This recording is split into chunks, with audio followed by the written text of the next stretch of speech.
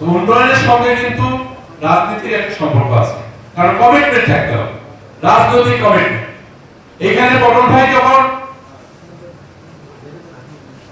নাটোরের একমাত্র এমপি ছিলেন, উনি নাটোর সদরের এমপি, উনি বাগাতিপাড়া লালপুরের এমপি ছিলেন, এবং তখন একমাত্র পটল ভাই এমপি ছিলেন।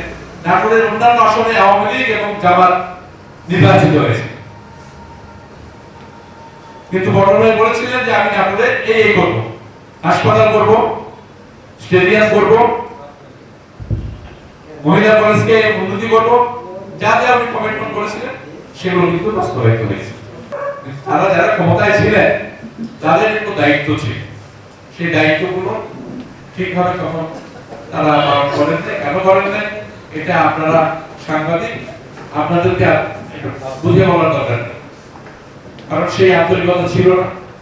আজকে শিল্পায়নের ব্যাপারে সবাই বলেছেন শিল্প দরকার। কি জন্য দরকার?